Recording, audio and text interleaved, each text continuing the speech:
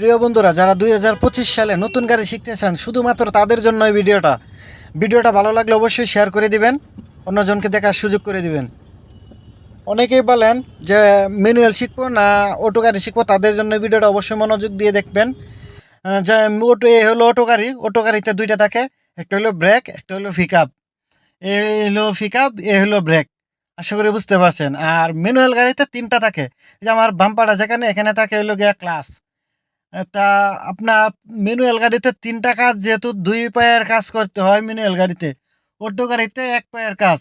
আমার বাম পায়ের এখানে থাকবো হইলো গিয়া আপনাদের ক্লাচ থাকবে, ক্লাচ চাপ দিয়ে ঘের ফালতে হয়। ম্যানুয়াল গাড়িতে ক্লাচ চাপ দিয়ে ঘের ফালতে হয়, ক্লাচ চাপ দিয়ে ঘের করতে হয়, ঘের কমাইতে হয়, আবার ঘের বাড়াইতে হয়। আর আপনার এটা হলো অটো গাড়ির দেখতেই পাচ্ছেন। এই যে আমি বর্তমানে পার্কিংয়ে রাখলাম। আর অটো গাড়ি সবসময় পার্কিংয়ে দিয়ে রাখতে হয়, ম্যানুয়াল গাড়ি পার্কিং নাই যেহেতু, ওটা নিউট্রালে রাখিয়া আপনার হ্যান্ড ব্রেক টাইনে রাখতে হয়। এই যে পার্কিং আছে পি লেখা। আর আপনার গিয়া অটো গাড়ি সবসময় আপনার ডিতে রেখে গাড়ি চালাইতে হয়। আর এ হইল ব্যাক গিয়ার, আর এনে হইলো নিউট্রাল, এই যে নিউট্রালে আছে। আর ডিতে হইলো আপনার গিয়ার, সবসময় ডিতে রেখে চালাইতে হয়। এই যে ডিতে রেখে আমি গাড়ি চালাচ্ছি, দেখতেই পারছেন।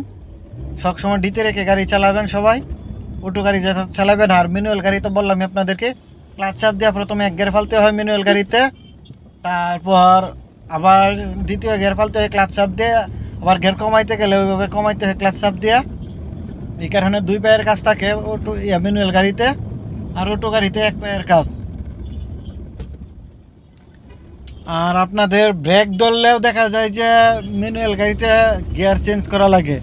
আবার সামনে আইলেন ওইখানে ব্রেক ধরবেন, ওইখানেও ম্যানুয়াল গাড়িতে আপনার গিয়ার চেঞ্জ করতে হবে, গিয়ার কমাতে হবে। তারপর আইল্যান্ড পার হইলেন, আবার দেখা যাবে যে আপনার গিয়ার আবার করতে হবে, গিয়ার পালতে হবে। তাই আপনি বলবো যে ম্যানুয়াল গাড়ি শিখেন। ম্যানুয়াল গাড়ি একটু কঠিন হইলেও ম্যানুয়াল গাড়ি যদি চালাইতে পারেন, যে কোনো গাড়ি আপনারা চালাইতে পারবেন। কারণ হইলো আপনার ম্যানুয়াল গাড়ি যারা চালাইতে পারে, প্রাইভেট যারা চালাইতে পারে, তারা পিক আপ চালাইতে পারবে, তারা কভার ভ্যান চালাইতে পারবে, তারা মিনি বাসও চালাইতে পারবে। আর বড় বাস তারা চালাইতে পারবে, কিন্তু তাদের মাপটা বুঝতে একটু সময় লাগবে। কিন্তু যারা অটো গাড়ি চালা, তারা অটো বাদ দিয়ে অন্য কোনো গাড়ি চালাইতেই পারবে না। এই কারণে মনে করেন ম্যানুয়াল গাড়ি শেখা ভালো। আপনারা সবাই যারা গাড়ি শিখতে চান 2025 সালে অবশ্যই ম্যানুয়াল গাড়ি শিখবেন। যদি ভিডিওটা ভালো লাগে অবশ্যই শেয়ার করে দিবেন। যারা ইউটিউব থেকে দেখবেন চ্যানেলটিকে সাবস্ক্রাইব করে দিবেন, আর পেজ থেকে দেখলে অবশ্যই ফলো করে দিবেন। অবশ্যই আপনাদের মতামতগুলো কমেন্টে জানিয়ে দিবেন যে আমি কথাগুলো বললাম ঠিক বললাম না ভুল বললাম, অবশ্যই বলে দিবেন। তবে আমার মতামতে আপনারা ম্যানুয়াল গাড়ি শিখলে যে কোনো গাড়ি চালাইতে পারবেন। ম্যানুয়াল গাড়ি শেখা অনেক ভালো, অটো গাড়ি একদিনেই শিখতে পারবেন। ধন্যবাদ সবাইকে।